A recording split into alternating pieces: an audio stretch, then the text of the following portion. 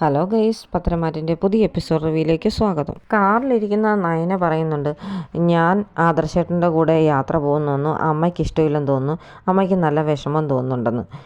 അതൊക്കെ നിനക്ക് തോന്നുന്നതാണ്. അമ്മ നേരത്തെ ഇങ്ങനെയാണ്, ഞാൻ ദൂരെ യാത്രയൊക്കെ പോകുമ്പോൾ അമ്മയ്ക്ക് ഭയങ്കര ടെൻഷനാണ്, അതാ ഇപ്പോൾ അമ്മയുടെ മുഖത്ത് കാണുന്നതെന്നൊക്കെ ആദർശ് പറയും. എന്തായാലും നമ്മളുടെ ഇങ്ങനെ ഒരു ഗോൾഡൻ ചാൻസ് നമുക്ക് കിട്ടിയ സ്ഥിതിക്ക് നമ്മളിനി അത് മാക്സിമം യൂസ് ചെയ്യാമെന്ന് മാത്രമേ ഉള്ളൂ എന്ന് പറയുമ്പം നയനെ അങ്ങ് സന്തോഷത്തോടെ ചിരിക്കുന്നുണ്ട്.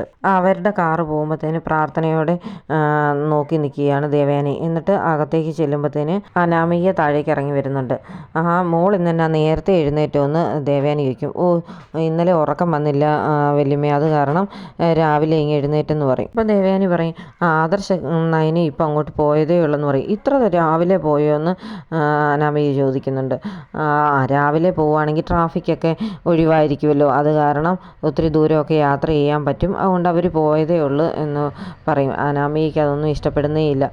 അന്നേരം അനാമിക പറയും, എന്തൊക്കെയായാലും നയന ഭാഗ്യവതിയാ, കുറച്ച് താമസിച്ചിട്ടാണെങ്കിൽ പോലും അവൾ ആഗ്രഹിച്ച ഒരു ജീവിതമൊക്കെ അവൾക്ക് കിട്ടുന്നുണ്ടല്ലോ, അവൾക്ക് ഒരു ഭാര്യയ്ക്ക് കിട്ടേണ്ട എല്ലാ പരിഗണനയും അവൾക്ക് കിട്ടുന്നുണ്ടെന്ന് പറയും. അതിൻ്റെ കൂടെ തന്നെ ചേർക്കുന്നുണ്ട്, എന്തൊക്കെയാണെന്ന് പറഞ്ഞാലും ഇപ്പം ആദർശേട്ടൻ്റെ കൂടെ നയന യാത്ര പോയത് വല്യമ്മയ്ക്ക് തന്നെ ദോഷം ചെയ്യുമെന്ന് പറയും. അതെന്താ മോൾ അങ്ങനെ പറഞ്ഞെന്ന് ദേവയാനി ചോദിക്കുന്നുണ്ട്.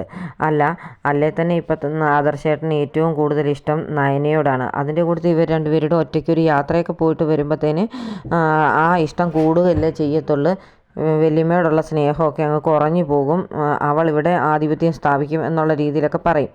പക്ഷേ ദേവയാനി അതൊന്നും മൈൻഡുന്നില്ല. എന്നിട്ട് മനസ്സിൽ പറയുന്നുണ്ട്, നീയൊക്കെ എന്തൊക്കെ പറഞ്ഞെന്ന് പറഞ്ഞാലും എൻ്റെ മരുമോൾ എന്താണെന്നും എനിക്ക് എന്തുമാത്രം വിലപ്പെട്ടതാണെന്നും ഞാൻ മനസ്സിലാക്കി കഴിഞ്ഞു, ഇനി നീയൊക്കെ പറയുന്ന നുണയൊന്നും ഞാൻ വിശ്വസിക്കാനേ പോകുന്നില്ലെന്ന് പറയും.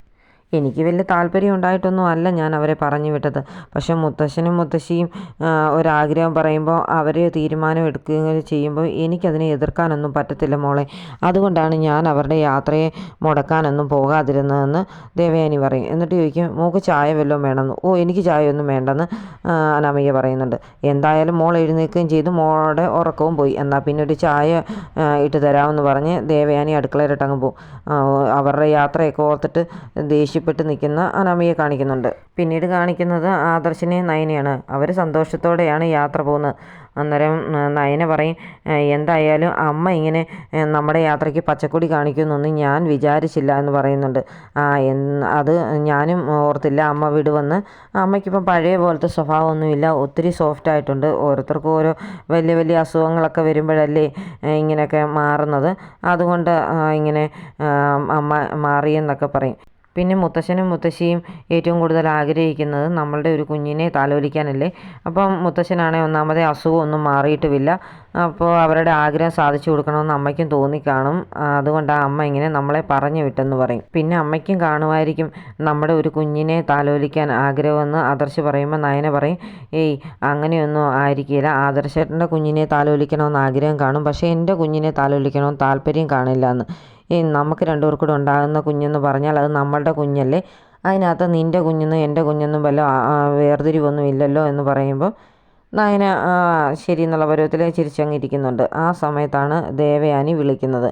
അമ്മയുടെ കാര്യം പറഞ്ഞു തീർന്നില്ല, അമ്മ വിളിക്കാൻ തുടങ്ങിയെന്ന് ആദർശ് പറഞ്ഞുകൊണ്ട് ഫോൺ എടുക്കും. അന്നേരം ദേവയാനി ചോദിക്കുന്നുണ്ട്, എവിടെയായി, ഏതൊക്കെ റൂട്ടാണ് പോകുന്നത്, നല്ല റോഡിൽ കൂടെ ഒക്കെ യാത്ര ചെയ്യണം കേട്ടോ, കുണ്ടും കുഴിയുള്ള റോഡേ ഒന്നും പോകരുത് എന്നൊക്കെ പറയുമ്പോൾ ആദർശ് പറയും, അതെ അമ്മേ എനിക്കതൊക്കെ അറിയാമെന്നൊക്കെ പറയും, എന്നാലും റോഡൊക്കെ നല്ല റോഡ് മാത്രമേ പോകാവുള്ളൂ എന്നൊക്കെ പറയുന്നതന്നെ ആദർശ് ചോദിക്കുന്നുണ്ട്. അമ്മയുടെ പറച്ചിൽ കേട്ടാൽ തോന്നുമല്ലോ നയനയുടെ വയറ്റിലൊരു കുഞ്ഞുണ്ട്, അതിനെ സൂക്ഷിച്ചു കൊണ്ടുപോകണമെന്നുള്ള പരുവത്തിലാണല്ലോ സംസാരിക്കുന്നു പറയും. അതൊക്കെ കേൾക്കുമ്പോഴത്തേന് ദേവയാനിക്ക് ചിരിയൊക്കെ വരുന്നുണ്ട്, പക്ഷേ അതങ്ങനെ പുറമേ കാണിക്കുന്നില്ല. ഞങ്ങൾ രണ്ടുപേരും സുഖമായിരിക്കുന്ന യാത്രയിൽ ഒരു കുഴപ്പമില്ല എന്നൊക്കെ പറയുമ്പോഴത്തേന് ആദർശിനോട് ദേവയാനി ചോദിക്കും, ഞാൻ നിൻ്റെ കാര്യം മാത്രമല്ലേ ചോദിച്ചുള്ളൂ, അവളുടെ കാര്യം ഞാൻ തിരക്കിയൊന്നും ഇല്ലല്ലോ എന്ന് പറയും. അല്ല, ഞങ്ങൾ രണ്ടുപേരോടല്ലേ ഒരു യാത്ര പോകുന്നത്, അപ്പം അമ്മയോട് ഞങ്ങളുടെ രണ്ടുപേരെയും കൂടെ വിശേഷം പറയണ്ടേ എന്ന് ചോദിക്കും. ശരിക്കും ദേവയാനി നയനയ്ക്ക് എന്തെങ്കിലും കംപ്ലൈൻറ്റ് ഉണ്ടാവുമോ പ്രശ്നം ഉണ്ടാവുമോ എന്നൊക്കെയുള്ള ടെൻഷനിലാണ് വിളിച്ചുകൊണ്ടിരിക്കുന്നത്, പക്ഷേ അതങ്ങനെ പുറമേ കാണിക്കാനും പറ്റാത്ത പരുവത്തിലാണ് ആദർശിനോട് ഓരോന്ന് ചോദിക്കുന്നത്. ഞങ്ങൾ അങ്ങോട്ട് പോകുന്ന വഴി ഒരു വലിയ ചാമുണ്ടേശ്വരി ക്ഷേത്രമുണ്ട്, അവിടെ കയറി അമ്മയ്ക്ക് വേണ്ടി പൂജകളൊക്കെ നടത്തണമെന്നും അമ്മയുടെ ആരോഗ്യത്തിന് വേണ്ടിയുള്ള പൂജകളൊക്കെ നടത്താമെന്നും നയന പറഞ്ഞെന്ന് ആദർശ് പറയുമ്പോഴത്തേന് ദേവയാനിക്ക് ഒരുപാട് സന്തോഷമൊക്കെ തോന്നുന്നുണ്ട്. അപ്പം ദേവയാനി എന്നിട്ട് പറയും, എനിക്ക് വേണ്ടി അവൾ പൂജയൊന്നും നടത്തണ്ട, അവൾക്ക് വേണ്ടി അവൾ അങ്ങ് നടത്തിയാൽ മതി. പിന്നെ അവൾക്ക് എന്തൊക്കെയോ ആരോഗ്യ പ്രശ്നങ്ങളുണ്ടെന്നല്ലേ പറഞ്ഞേ, അപ്പോൾ അവളുടെ ആരോഗ്യത്തിന് വേണ്ടിയൊക്കെ അങ്ങ് നടത്തിയാൽ മതി എന്ന് ദേവയാനി അങ്ങ് പറയും. ശരിയമ്മയെന്ന് ആദർശ് സമ്മതിക്കുന്നുണ്ട്. എന്തായാലും സൂക്ഷിച്ചൊക്കെ പോകണം, ചെല്ലുന്നിടത്തൊക്കെ വെച്ച് എന്നെ വിളിക്കണം, ചെന്ന് കഴിഞ്ഞും വിളിക്കണം, എനിക്ക് ഇടയ്ക്കൊക്കെ വിളിക്കേണ്ടതാകൊണ്ട് ഫോണൊന്നും സ്വിച്ച് ഓഫ് ചെയ്ത് വെച്ചേക്കരുതെന്നൊക്കെ പറയുന്നുണ്ട്. ഇല്ലമ്മേ, ഞാൻ അങ്ങനെ ചെയ്യില്ല എന്ന് പറഞ്ഞ് സന്തോഷത്തോടെ ദേവയാനിയും ഫോൺ അങ്ങ് വെക്കും. അപ്പം നയന ആദർശിനോട് ചോദിക്കുന്നുണ്ട്, ഞാൻ അമ്മയ്ക്ക് വേണ്ടി പൂജ നടത്തുമെന്ന് പറഞ്ഞപ്പോൾ അമ്മ എന്താ മറുപടി പറഞ്ഞെന്ന്. അമ്മ പറഞ്ഞത് അമ്മയ്ക്ക് വേണ്ടി നടത്തണ്ട, നിനക്ക് വേണ്ടി നടത്തിയാൽ മതിയെന്നാണ് പറഞ്ഞെന്ന്. എന്തായാലും അമ്മയുടെ സ്വഭാവത്തിൽ ഒത്തിരി മാറ്റമുണ്ട്, പഴയതുപോലെ ദേഷ്യപ്പെട്ടൊന്നും ഇല്ലല്ലോ എന്ന് നയനയും പറയുന്നുണ്ട്. അത് ശരിയാ, അത് തന്നെ വലിയൊരു സന്തോഷമാണെന്ന് പറഞ്ഞ് ഇവർ യാത്ര തുടരുന്നു. പിന്നീട് കാണിക്കുന്നത് മുത്തശ്ശി ഹാളിൽ ഇങ്ങനെ ഇരിക്കുകയാണ്. എന്നിട്ട് അഭിയെയും ജലജയും വിളിക്കും.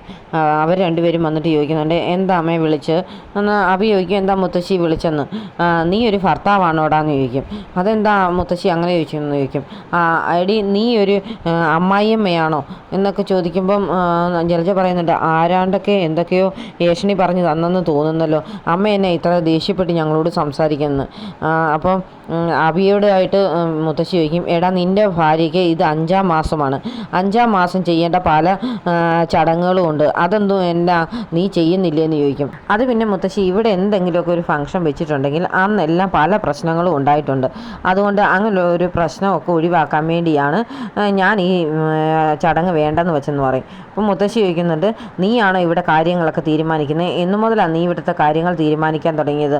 ഈ തറവാട്ടിൽ കാര്യങ്ങളൊക്കെ തീരുമാനിക്കുന്നത് ഞാനും മുത്തശ്ശനും തന്നെയാണ്, വെറുതെ അല്ല നിനക്ക് ഒരു ബ്രാഞ്ചിൻ്റെ ചുമതല തന്നിട്ട് പോലും നിന്നെ അതിനകത്തുനിന്ന് ആദർശ് ഒഴിവാക്കിയത്. നിനക്ക് നിൻ്റെ കാര്യം എന്നുള്ള ചിന്ത മാത്രമേ ഉള്ളൂ, ഒന്നുമില്ലേലും നിൻ്റെ ഭാര്യയും നിൻ്റെ കുഞ്ഞുമല്ലേ അതെന്നൊക്കെ ഒരു ഓർമ്മ നിനക്ക് വേണ്ടായിരുന്നോ?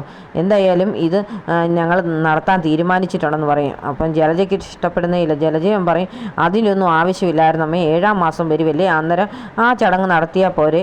ഇനിയിപ്പം ഗോവിന്ദനും കനകയും കൂടെ വിളിച്ച് അമ്മയോട് പറഞ്ഞതായിരിക്കുമല്ലേ, എന്തെങ്കിലും പലഹാരം കൊണ്ട് വരാനായിരിക്കും എന്നൊക്കെ പറയുമ്പോൾ മുത്തശ്ശി പറയുന്നുണ്ട്, അവർ അങ്ങനെ ഒരു കാര്യങ്ങളും ഇങ്ങോട്ട് പറഞ്ഞ് നിൽക്കാറില്ല, അവരെല്ലാത്തിടത്തുനിന്നും ഒഴിഞ്ഞു മാറാൻ മാത്രം ശ്രമിക്കുന്ന ആൾക്കാരാണ്, അതുകൊണ്ട് ഈ പരിപാടി നടത്താൻ തന്നെ ഞങ്ങളുടെ തീരുമാനമെന്ന്. അപ്പോൾ ദേവയാനി അങ്ങോട്ട് വരുന്നുണ്ട്. അപ്പോൾ ദേവയാനി ചോദിക്കും, എന്താ ഇവിടെ ഒരു ഒച്ചയൊക്കെ, എന്താ അമ്മേ, എന്താ പ്രശ്നമെന്ന് ചോദിക്കും. അതും മോളെ, ഇവൻ്റെ ഭാര്യയ്ക്ക് ഇത് 5-ാം മാസമല്ലേ, അപ്പോൾ 5-ാം മാസം നടത്തേണ്ട ചടങ്ങുകളൊക്കെ ഇല്ലേ, അത് നടത്തുന്നതിനെക്കുറിച്ച് ഇവർ ചിന്തിക്കുന്നേ ഇല്ല, അത് നടത്തണമെന്ന് ഞാൻ പറയുകയായിരുന്നെന്ന്. ഉടനെ ദേവയാനി പറയും, ശരിയാ, ആ ചടങ്ങ് നടത്തണമല്ലോ, എന്തൊക്കെയായെന്ന് പറഞ്ഞാൽ നവ്യയുടെ വയറ്റിൽ കിടക്കുന്ന കുഞ്ഞ് ഈ വീട്ടിലെ ആദ്യത്തെ പേരക്കുട്ടിയാണ്, അതുകൊണ്ട് ആ വക ചടങ്ങുകളെല്ലാം നടത്തിയേ പറ്റത്തുള്ളെന്ന് പറയും. അന്നേരം ശരിക്കും അഭിയും ജലജയും ഞെട്ടിപ്പോകുന്നുണ്ട്, ഈ എന്ത് പറ്റി ദേവയാനിക്ക് ഇങ്ങനെ സ്വഭാവമൊക്കെ മാറാനെന്ന്. എൻ്റെ അഭിപ്രായത്തിൽ ആ ചടങ്ങ് നടത്തണമെന്ന് തന്നെയാണ് എന്ന് ദേവയാനി പറയുന്നുണ്ട്. അപ്പം മുത്തശ്ശി പറയും, ശരിയാ മോളെ, മോള് പറഞ്ഞത് തന്നെയാണ് ശരി, എന്തായാലും ആ ചടങ്ങ് നമുക്ക് നടത്തണം, അത് ഗംഭീരമായിട്ട് തന്നെ നടത്താനാണ് മുത്തശ്ശനും ഞാനും തീരുമാനിച്ചിരിക്കുന്നു പറയും. ഞങ്ങൾക്ക് എന്തായാലും ഒട്ടും വയ്യ, അതിൻ്റെ കൂട്ടത്തിൽ മുത്തശ്ശൻ്റെ അസുഖമൊന്നും മാറിയിട്ടില്ല, അതുകൊണ്ട് ഇനിയുള്ള ചടങ്ങുകളൊന്നും വേണ്ടെന്ന് വെക്കണ്ട എന്നാണ് മുത്തശ്ശൻ പറഞ്ഞിരിക്കുന്നതെന്നും പറയും.